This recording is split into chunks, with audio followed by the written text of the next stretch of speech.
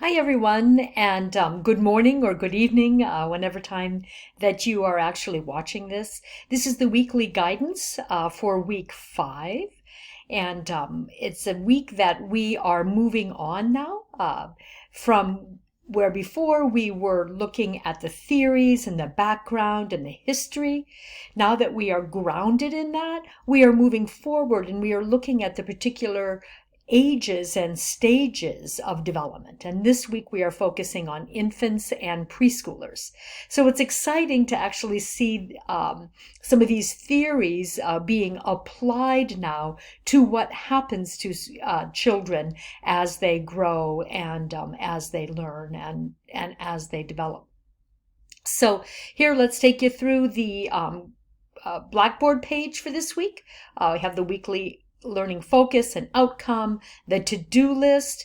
I hope that that's helpful to you, but gives you a list of all the things that you need to do, the readings.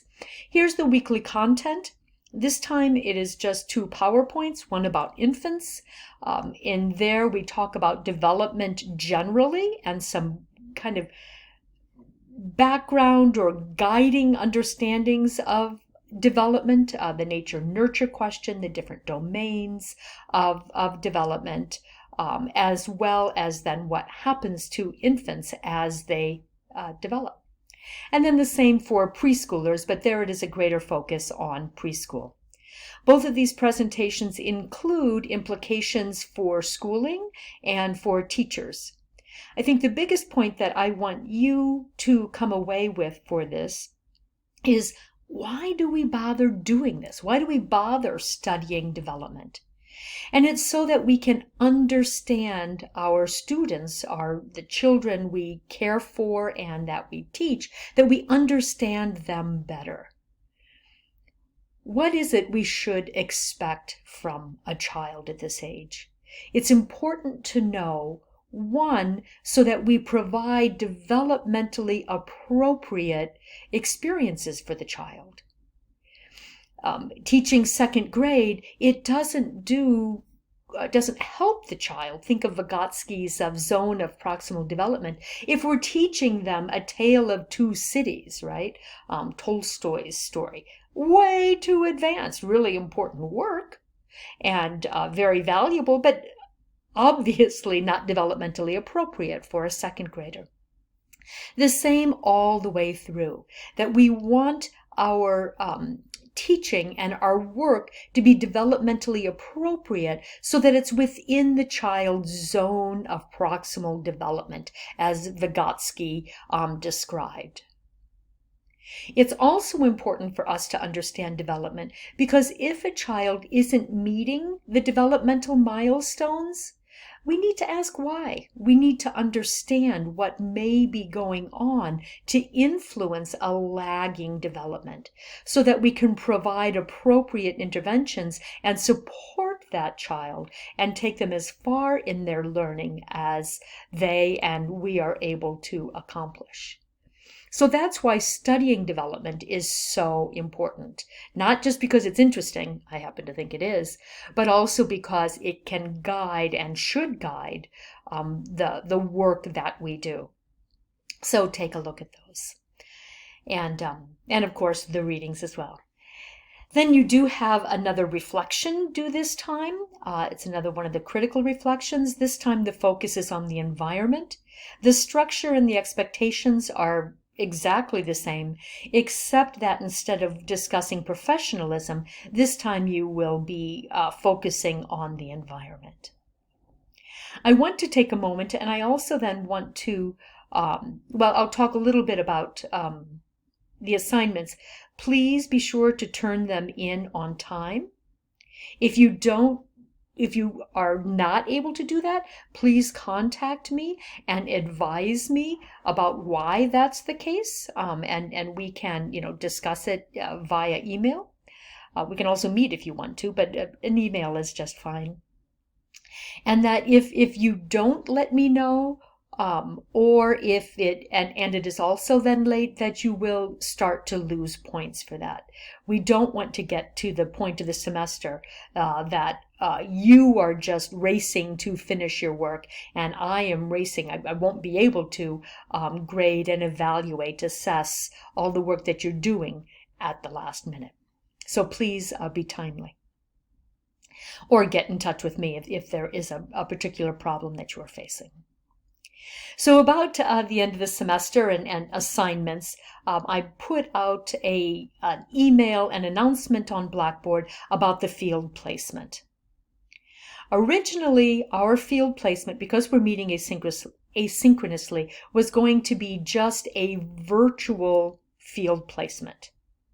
You were to watch videos about children and children in early childhood care settings, and then that was going to count as your observation.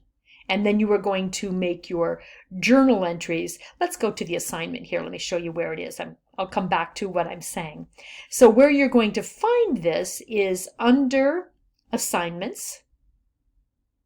There we go. And then field experience. Here you'll find the directions. This counts for 15 points, which means then that it's 15% of your grade. And you are required to engage in 10 hours of a field experience. 5 points will be the field experience documentation checklist. So you will put down what video you watched and how much time you watched. And then, now, let me take a step back before I start getting into these details. Originally, it was going to be exclusively this virtual field experience.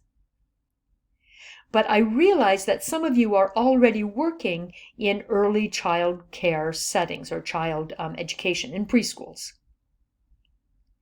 And somebody asked if they could use that experience as their observation. And the answer is yes. So we're showing some flexibility here. So now you have a choice that if you are having a experience already, you can use that and your experience in the classroom as your observation, instead of watching the 10 hours of videos and responding to those as your observation. So, if you choose the latter, that you are going to use your work setting, there is the additional requirement that you must reflect ahead of time on what particular DEC or NAEYC standard or practice that you are going to reflect on. I don't want you just at the end of the day to say, oh, well, I did this or I did that. I want you to have a dedicated hour or 10 hours total that you are reflecting on a particular practice in the context of your work. You will also need to have a supervising teacher or maybe the school director or somebody sign off on that, so that you are doing that. So I want you to do it thoughtfully and with pre-reflection, that you're thinking ahead of time about what you are doing as you are engaging with your students and the children in your care. I hope that's clear. If not, please ask questions. Your questions have been very helpful to me in terms of clarifying what it is I'm trying to say, especially since now we're saying 2 experiences that you choose from.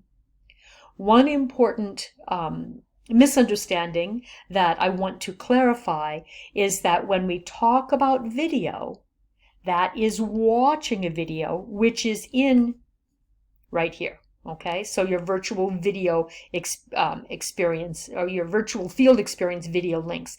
These are the videos we are talking about.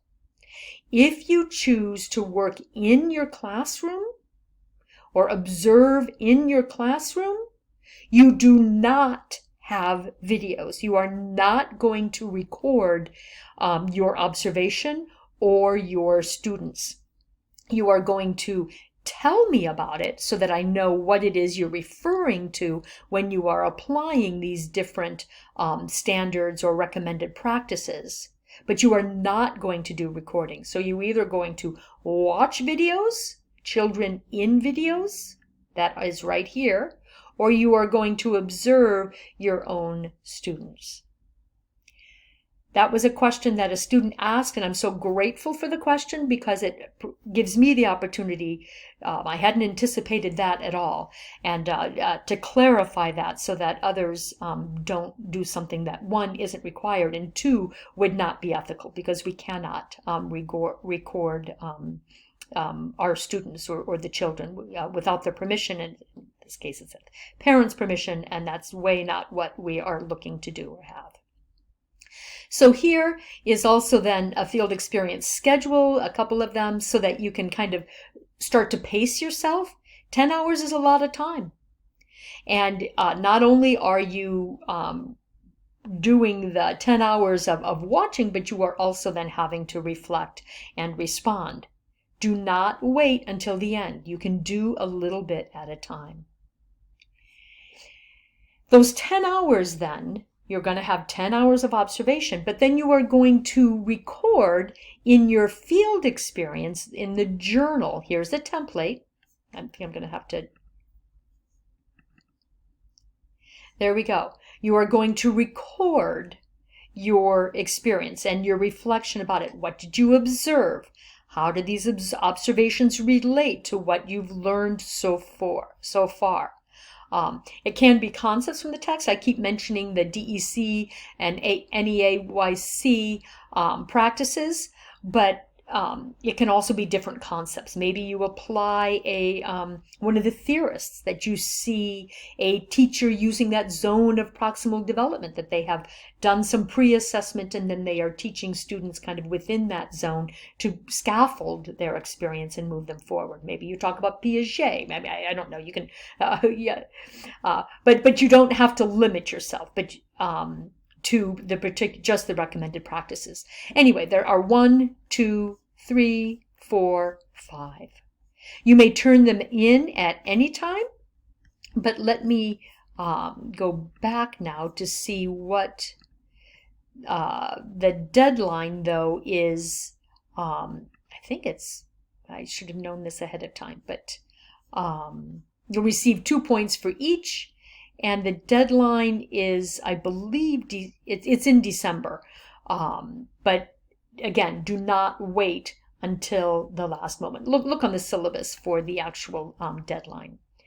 So this is the field experience journal for both if you're watching videos instead of showing up somewhere, and for an in-person through your work experience. You will both of you, whichever choice you make, will fill out this journal template, and that's 10 of the 15 points for this assignment. And then here's the virtual field experience verification, which is where you will fill out what videos you watched and when you did and how long they are. Okay, so that we're keeping track of the 10 hours. And then this is an in-person field experience verification form. Again, when you did it, kind of the location where you did it, and the length of your observation, and then having, a teacher sign off on it. So I hope this is clear. Please, if it's not, please ask me questions. As I said, they are helpful to me as well, so that I can be as precise and helpful to you in making clear kind of what's asked of you. So again, another exciting week, a very interesting week. Oh, I wanted to say one more thing, is that this textbook is very helpful. Keep it.